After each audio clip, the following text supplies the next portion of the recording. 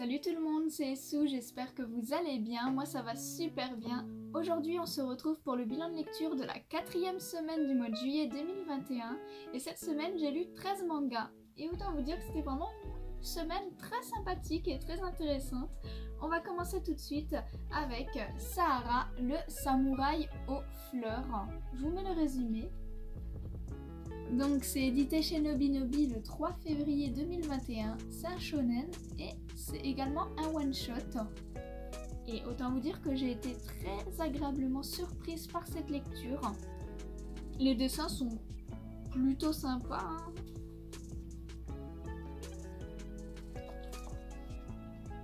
C'est plutôt joli, on a des belles phases de combat. La cover, elle est juste magnifique, c'est ce qui m'a attirée en premier. Et franchement, l'histoire est plutôt originale et très intéressante. Questions à nos réponses sont résolues à la fin. One shot qui est plutôt complet niveau histoire quand même, parce qu'on a vraiment tout qui est raconté, tout qui est expliqué. Les personnages sont plutôt attachants assez rapidement, hein. Il y a des petites phases assez amusantes. L'univers est vraiment très intéressant et aussi assez touchant à certains moments, avec cette histoire de terre recouverte de sable, avec ce samouraï du coup qui peut créer des fleurs et de la verdure grâce à son sabre. On a vraiment une histoire qui a un potentiel incroyable, mais un one shot c'est trop court. Alors je dis pas le one shot est assez complet en soi, mais je pense que cette histoire aurait mérité quand même 1 ou 2 tomes en plus, histoire de développer ça, parce que ce manga je trouve qu'il le mérite. On a des personnages vraiment intéressants et franchement leur petite aventure de héros à la recherche de l'arbre monde aurait pu être plus longue et ça ne m'aurait pas dérangé, franchement. C'est un one shot très sympathique, c'est pas souvent qu'on a des one shots où on n'est pas frustré à la fin ou tout court, mais là c'est assez bon, c'est suffisant pour être complet et ne pas nous frustrer. Le seul truc, voilà, c'est que je suis triste que ce soit déjà fini. J'aurais bien aimé que ça soit plus long, même s'il n'en a pas forcément besoin, mais ça aurait été cool de continuer l'aventure un peu plus longtemps. Ensuite, nous avons The Ancient Magus Bride, Somme 75, Jack l'Éclair et l'Incident des Fées. Les covers sont toujours incroyables. Jack l'Éclair sort vraiment un petit peu du lot des 2 autres Anciennes Magus Bride. Là, on n'a pas un enfant qui va devenir l'apprenti d'un personnage. Là, non, Jack est assez indépendante avec son frère jumeau. C'est des changelins. Ils sont détectives, c'est super sympa. On a des dessins qui sont plutôt spéciaux, qui ne plairont pas à tous. Vous voyez un petit peu les planches. Alors je trouve certaines planches magnifiques et d'autres un peu plus brouillons, mais je ne sais pas si c'est fait exprès ou pas. Mais c'est vrai qu'il y a des fois j'ai un tout petit peu de mal, où il y a des fois je comprends pas trop ce qui se passe. Mais en fait ça lui donne un charme. Je ne saurais pas quoi penser des dessins, je suis mitigée. Mais en tout cas, ce manga-là est vraiment différent des autres Anciennes Magus Bride et nous plonge dans un univers vraiment très intéressant. Il y a encore beaucoup de questions qui restent en suspens, donc j'espère que ça va être vite abordé parce que ça m'intrigue pas mal. Cet univers qu'on nous propose semble vraiment riche et j'ai vraiment envie d'en découvrir plus. Les personnages sont plutôt attachants, plutôt intéressants.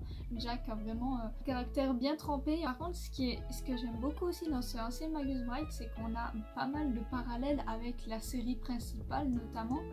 Par exemple, on voit assez souvent Lindell, qui dans la série principale s'occupe des dragons, hein, vous savez. Donc c'est franchement sympa, on voit qu'il y a une relation un petit peu spéciale entre Jack et Lindell. Il y a un certain respect envers eux deux, donc c'est vraiment sympathique d'avoir aussi ce genre de petite relation parallèle avec la série principale. Vraiment hâte d'avoir la suite. En tout cas là, nos petits détectives sont dans une chasse assez intéressante. et qui semblent assez compliquées, donc j'ai hâte de suivre leurs aventures. Jack l'Éclair et l'incident des fées, c'est édité chez Komiku. Le tome 2 est sorti le 25 février et le tome 3 est sorti le 3 juin. C'est un shonen et il est en cours du coup. Le tome 4 sortira le 2 décembre, donc c'est dans un petit moment, va falloir être patient. Ensuite, une série que je termine de chez Komiku, c'est Tempête de cristal. Regardez-moi, ces covers, elles sont magnifiques. C'est pour ça que j'avais pris le tome 1 de base, parce que c'était vraiment trop beau. Tempête de cristal, c'est édité donc chez Komiku également. Le tome 2 est sorti le 25 juin 2020 et le tome 3 est sorti 15 octobre 2020. C'est un shoujo et du coup il est terminé en 3 tomes. C'est une petite série mais vraiment très sympathique. Les dessins sont vraiment sympas pour le coup. En tout cas, le visuel des personnages, je l'aime pas mal. Après, c'est vrai que, vous voyez, c'est quand même assez épuré. Mais les personnages sont plutôt bien travaillés. On a une histoire qui est vraiment passionnante et très très originale aussi pour le coup, avec des tempêtes de sable argenté. On apprend plein de nouvelles choses et j'ai pas envie de vous spoiler. Cette série vaut vraiment le coup d'œil. On apprend là du coup dans la suite et fin ce que sont vraiment ces tempêtes. On découvre aussi une autre civilisation. Franchement, on en apprend pas mal aussi sur notre petit héros qui était assez mystérieux dans le tome 1. On voit la relation entre nos deux héros qui se développe et c'est franchement pas mal, franchement bien écrit. Très agréable à suivre et ça se lit vraiment très facilement. C'est une série qui te plonge dans un univers vraiment incroyable. C'est même touchant à certains moments. Le seul petit bémol du coup c'est que en fait tout se précipite dans le tome 3, ça va super vite et ça m'a fait un petit peu bégayer, j'étais genre waouh doucement, ça aurait limite mérité un tome supplémentaire limite pour calmer la chose parce que c'est vrai que les tomes 1 et 2 étaient assez tranquilles quand même, ça nous développait tranquillement l'histoire, l'univers et puis d'un coup dans le tome 3 tout s'accélère, tout arrive d'un coup. Et c'est vrai que d'un coup t'as plus le temps de respirer, mais malgré ça c'était quand même une histoire vraiment sympa, vraiment intéressante, qui a été un peu précipitée à la fin, mais je regrette pas d'avoir cette série dans ma collection, elle est vraiment très intéressante et un petit côté un peu magique qui est vraiment sympa. Moi je regrette pas du tout mon achat. Ensuite nous avons les tomes 2 à 5 de Card Captor Sakura. Regardez-moi déjà ces covers. Cette édition elle est juste magnifique.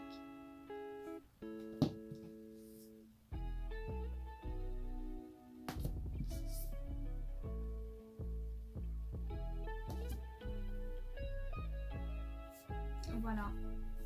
Card Captor Sakura, je pense que j'ai plus trop besoin de le présenter. Hein. C'est édité chez Pika le 18 avril 2018 pour le tome 2 de cette édition, hein, évidemment. C'est un shoujo et cette édition est terminée en 9 tomes, donc j'approche doucement de la fin et je suis super contente, elle est incroyable. En plus, dans cette édition, on a de jolies petites cartes comme ça avec des petites illustrations. J'ai l'impression qu'elles forment un puzzle à la fin. Enfin, une illustration complète, si on les réunit toutes. Et franchement, Card Captor Sakura, c'est une douceur sans nom, c'est incroyable. Les dessins sont juste sublimes. C'est juste vraiment trop beau. Les personnages sont vraiment tous attachants, tous intéressants. Il n'y en a pas un qui est relou, alors peut-être au début, mais ils deviennent tous vraiment très attachants. C'est hyper marrant parce que dans Card Captor Sakura, t'as l'impression qu'ils sont tous bi. Il y a tout le monde qui aime tout le monde. Mais après, si vous lisez le manga, vous comprenez qu'il y a une raison au fait que les gens soient attirés par certaines personnes. Ils ne sont pas tous amoureux, même s'il y en a quand même 6 qui sont vraiment amoureux. On en apprend plus du coup sur certains personnages, on en découvre de nouveaux dans ces tomes-là. Sakura réussit à réunir toutes les cartes et du coup on passe à un niveau supérieur de l'histoire qui annonce du lourd. Hein. Il y a vraiment beaucoup de révélations et franchement, Card Captor Sakura, ça se lit tout seul. C'est super mignon mais sans être niais non plus, ça va. L'histoire est vraiment prenante et franchement juste Card Captor Sakura c'est une base du Magical Girl, du shoujo et je ne peux que vous le conseiller, ça a très bien vieilli. Hein. Il y a des passages amusants et des passages touchants. Franchement, Cardcaptor Sakura, c'est un shoujo vraiment très complet, très agréable à suivre, donc franchement je vous le conseille. Ensuite nous avons les tomes 2 et 3 de A Safe New World. Alors déjà je suis amoureuse des covers, elles sont incroyables et j'adore le dessin à l'intérieur également.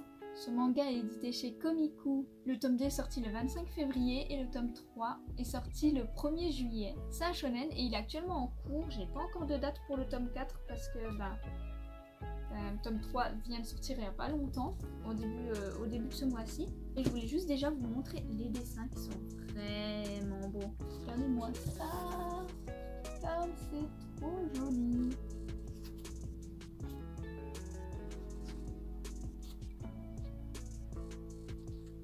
C'est extrêmement beau. Les graphismes de ce manga sont incroyables et l'histoire est super cool. Donc voilà, on est dans un isekai, hein, mais un isekai qui est vraiment assez original, assez sympa. Le héros semble essayer de construire certaines choses dans ce monde qui est un petit peu primitif, on va dire, sur certains aspects. On voit vraiment qu'il a un rôle à jouer dans ce monde, même si lui, son but de base, c'est vivre sa vie tranquillement, ce qui ne va pas être le cas hein, dans le futur. Il a trop de bonnes infos, trop d'influence, il est juste trop en fait pour pouvoir vivre une vie tranquille dans son coin. Il gère de fou alors qu'il n'a pas de pouvoir magique. Dans ce monde-ci, ils en ont normalement. Et se débrouiller, il est vraiment intéressant. Il a un petit peu une part d'ombre, il est un petit peu malicieux comme héros, mais on voit bien que c'est pas un mauvais gars. J'avais un peu de doute dans le tome 1, je me disais est-ce que le héros serait en fait un anti-héros, mais non, pas du tout. On va voir qu'il va même sauver cette petite demoiselle qui était maltraitée dans son clan. Et c'est hyper attachant, du coup on a ce petit personnage qui rejoint notre petit groupe de personnages et elle est mignonne comme tout, hein. Elle ne sait pas parler au départ, elle a connu que la violence, que la solitude, et là c'est juste trop mignon, on dirait un petit peu que c'est sa petite sœur, c'est trop chou. Les autres personnages se développent petit à petit, on apprend doucement sur ce monde. J'espère que ça va être un peu plus développé par la suite, parce que c'est vrai que le rythme est assez lent niveau histoire principale, on va dire, mais c'est pas dérangeant parce que franchement il y a un développement très intéressant. On découvre aussi le roi de leur contrée. On voit qu'il y a des personnages qui ont l'air un petit peu sombres, qui ont l'air de faire partie de certains complots, donc j'ai hâte de voir ça et d'en découvrir plus tout simplement sur cet univers qui est vraiment très prenant. Notre héros porte sur ses épaules avec grand succès, donc franchement c'est très sympa, plutôt original et pas du tout redondant, donc à voir. J'ai ensuite lu Freya, l'ombre du prince, tome 1. Alors celui-là ça fait un moment que je voulais me le prendre et il y avait enfin le tome 1 en librairie, donc c'était l'occasion d'enfin pouvoir commencer cette série qui me faisait beaucoup de l'œil. Je vous mets le résumé. Donc Freya, c'est édité chez Doki Doki le 5 juin 2019. C'est un shoujo et il est en cours actuellement. Alors ce qui m'a d'abord frappé dans Freya, c'est que les dessins sont très beaux. J'aime beaucoup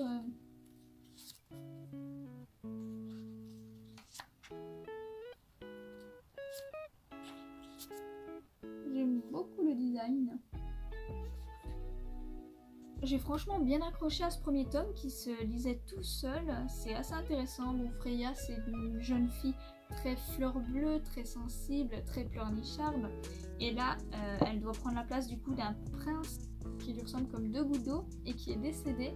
Donc on va dire que c'est un peu compliqué parce qu'ils n'ont pas du tout le même caractère. Et dans le tas, elle va perdre un être cher, sans spoiler qui. C'était un peu obvious en réalité. C'était vraiment le personnage te dit qu'il était invincible, qu'il était beaucoup trop fort. Et là tu le perds dès le début, donc t'es genre ah bon. Le seul truc que j'ai trouvé dommage, c'est que Freya prend la place du prince d'une manière super précipitée. On n'a pas le temps de dire ouf, tu tournes la page et paf, elle prend la place du prince à une vitesse folle. Elle est convaincue par le prince, mais sans sourciller en fait. Il lui dit prends ma place et elle se coupe les cheveux. Elle fait ok, comme si elle était un petit peu possédée limite dans son regard, en mode je dois le faire absolument.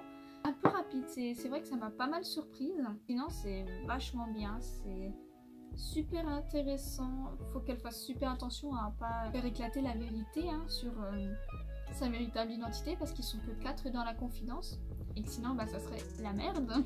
Mais Freya, même si c'est une petite pleurnicharde, elle est franchement attachante et on comprend, il lui arrivait des trucs de fou là et elle a même pas le temps de faire son deuil, de comprendre ce qui lui arrive. Elle est jetée un petit peu dans la fosse avec une multitude de responsabilités, alors que de base elle vivait juste dans un petit village avec sa maman malade. Donc on imagine que c'est une grosse pression pour elle, donc je la soutiens à fond et j'ai hâte de voir la suite. Parce qu'on voit que même si c'est une petite pleurnicharde, elle est quand même assez courageuse et la fin du tome 1 me hype beaucoup pour la suite. J'espère que ça va aller pour elle et pour un de ses camarades, j'ai hâte de voir ça.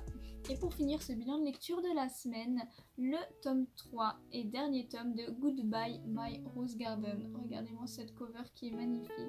Il le catégorise en seinen. C'est édité chez Komiku le 25 février 2021 et du coup comme je vous ai dit, c'est terminé en 3 tomes, c'est la suite et fin. Et comment vous dire que j'ai adoré cette histoire, les dessins sont trop mignons.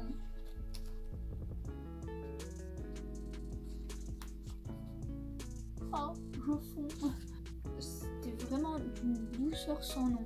Le personnage était hyper attachant, hyper intéressant, assez bien développé, leur relation fonctionne à merveille. C'est très triste aussi parce que elles étaient vachement torturées. Notre petite demoiselle Aristo ne voulait pas mettre la honte sur sa famille, on va dire, les décevoir et leur donner mauvaise réputation. Donc elle allait se forcer à épouser un homme qu'elle n'aime pas. Et lui c'était vraiment un sale type pour le coup, qui l'a limite forcé un peu à accepter la demande en mariage. Il voulait virer la bonne, il voulait les séparer, c'était horrible. Et jusqu'à la fin tu te disais oh non, oh non, oh non. Elle était sur le point de partir et tout. Et au final, notre petite blondinette prend son courage à deux mains enfin. Et elle décide de sortir enfin de ce cocon qui lui servait un petit peu de prison finalement, et de rejoindre la personne qu'elle aime vraiment et d'être heureuse. Et c'est juste trop beau. C'était un petit manga en 3 tomes et franchement ça fonctionnait à merveille, c'était super mignon, super doux. J'aurais bien aimé les voir écrire à la fin leur petite histoire, leur petit roman à toutes les deux comme elles le disent vers la fin. Mais on le verra pas, c'est dommage, mais franchement c'était une petite douceur trop mignonne. Je suis contente qu'elles puissent être enfin heureuses toutes les deux et ignorer un petit peu le regard des autres, surtout dans les années 1900. On va dire que c'était un petit peu compliqué ce genre de relation. Et sur ce bilan de lecture est terminé. J'espère que la vidéo vous a plu. N'hésitez pas à me dire vos lectures de la semaine. Et si nous avons des lectures en commun ou pas. Vous pouvez également me suivre sur Instagram où je publie mes reviews tous les jours sur toutes les œuvres que je vous présente à chaque fois. Et sur ce, passez une bonne journée.